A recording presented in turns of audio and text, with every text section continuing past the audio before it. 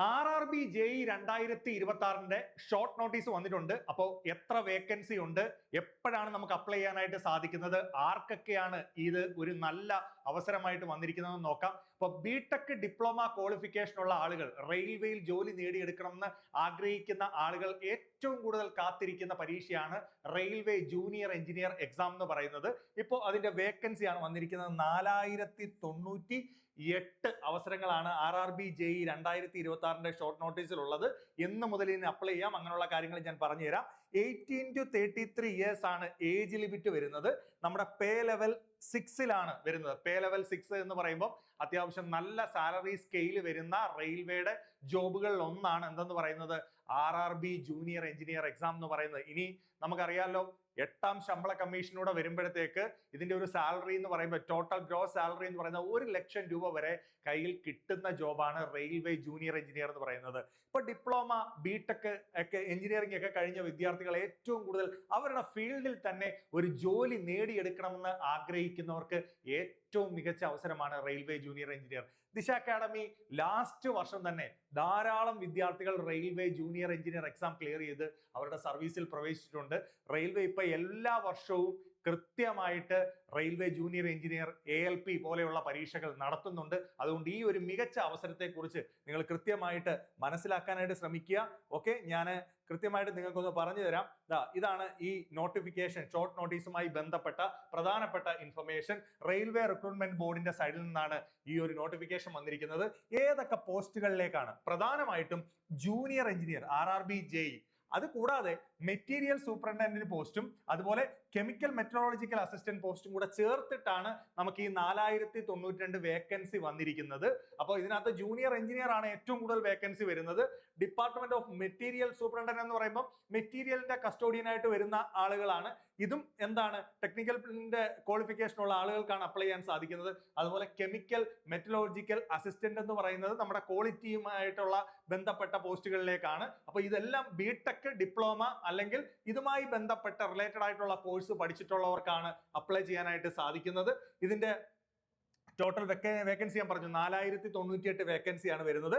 പേ level 6 ആണെന്ന് പറഞ്ഞു. കൂടാതെ ഇതിന്റെ ആപ്ലിക്കേഷൻ സ്റ്റാർട്ട് ചെയ്യുന്ന date, that is very important, 14 August 14 മുതൽ നിങ്ങൾക്ക് ഈ എക്സാമിന് അപ്ലൈ ചെയ്യാം. അപ്പോൾ അറിയാലോ, നോട്ടിഫിക്കേഷൻ വന്നല്ല ഈ എക്സാമിന് വേണ്ടി പ്രിപ്പയർ ചെയ്യേണ്ടത്.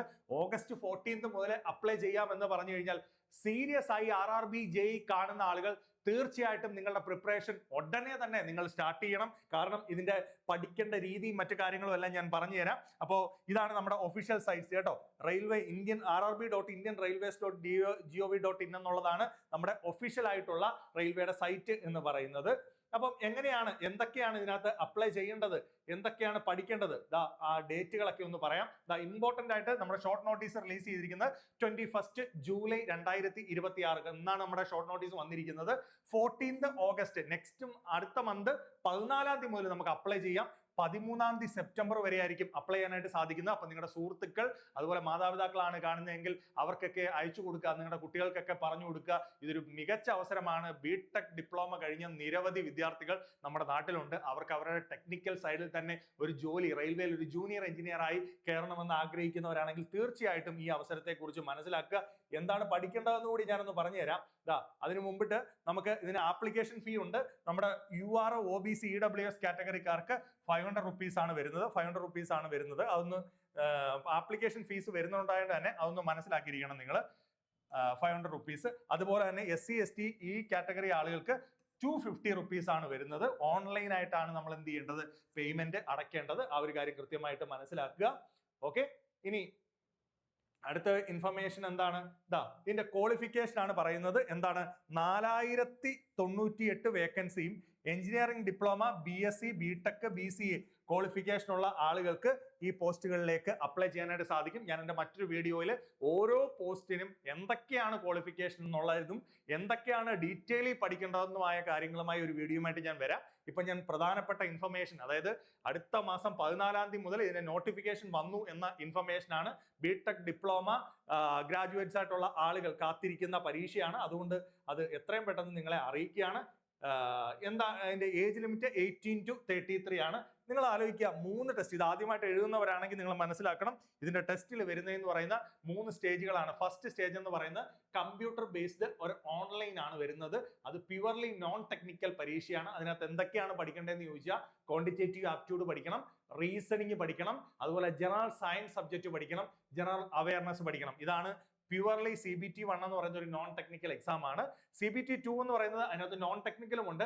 100 മാർക്സ് നിങ്ങളുടെ സബ്ജക്റ്റ് ആണ്. ഇപ്പോൾ ഇലക്ട്രിക്കലുകാർ കാണാം, ഇലക്ട്രോണിക്സുകാർ കാണുക, കമ്പ്യൂട്ടറുകാർ കാണാം, അല്ലെങ്കിൽ മെക്കാനിക്കലുകാർ കാണാം, പിന്നെ സിവിലുകാർ കാണാം. അപ്പൊ നിങ്ങളുടെ സബ്ജക്റ്റ് ആയിരിക്കും വരുന്നത് എന്തെന്ന് പറയുന്നത് 100 മാർക്സ് പ്ലസ് 50 മാർക്ക് എന്തായിരിക്കും നോൺ ടെക്നിക്കൽ ആയിട്ടുള്ളതായിരിക്കും. അപ്പം ഇതിന്റെ ക്വാളിഫയിങ് നേച്ചറുള്ള ഫസ്റ്റ് പാർട്ട് എന്ന് പറയുന്നത് പ്യുവർലി നോൺ ടെക്നിക്കൽ എക്സാം ആണ്. അതുകൊണ്ട് തന്നെ ഇപ്പൊ ടെക്നിക്കൽ സബ്ജക്ട് അറിയാം ചില ആളുകൾക്ക്, അവരതിന്റെ പ്രിപ്പറേഷൻ ചെയ്തിട്ടുണ്ട്, അല്ലെങ്കിൽ അതിൽ PG ചെയ്തിട്ടുണ്ട്, അല്ലെങ്കിൽ ഗേറ്റ് ക്വാളിഫൈ ചെയ്തിട്ടുണ്ട്.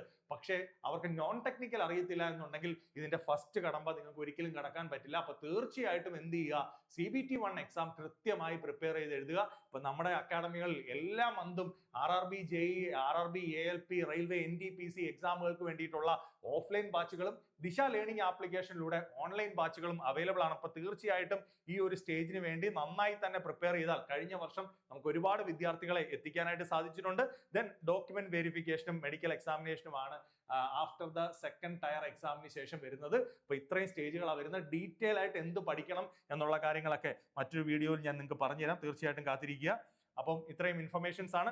റെയിൽവേയുടെ RRB എക്സാമിന് വേണ്ടിയിട്ടുള്ള പ്രീമിയം ബാച്ച് ദിശ ലേണിംഗ് ആപ്ലിക്കേഷനിൽ അവൈലബിൾ ആണ്. കൂടാതെ ദിശയുടെ ട്രിവാൻഡ്രം, കൊല്ലം, കൊട്ടാരക്കര, തൃശൂർ, കോഴിക്കോട് ബ്രാഞ്ചുകളിൽ RRB JE എക്സാം നോക്കുന്ന ആളുകൾക്ക് വേണ്ടിയിട്ടുള്ള ബാച്ചുകൾ അവൈലബിൾ ആണ്. അപ്പൊ തീർച്ചയായിട്ടും എന്ത് ചെയ്യുക, ഈ ഒരു നോട്ടിഫിക്കേഷനെ കുറിച്ച് നിങ്ങളുടെ സുഹൃത്തുക്കൾക്കും അതുപോലെ തന്നെ മാതാപിതാക്കളാണ് കാണുന്നതെങ്കിൽ മക്കൾക്കും കൃത്യമായിട്ട് പറഞ്ഞു കൊടുക്കാനായിട്ട് ശ്രമിക്കുക. അപ്പോൾ വീഡിയോ ഇഷ്ടപ്പെട്ടിട്ടുണ്ടെങ്കിൽ മസ്റ്റ് ആയിട്ടും ലൈക്ക് ചെയ്യുക. Okay, thank you, all the best.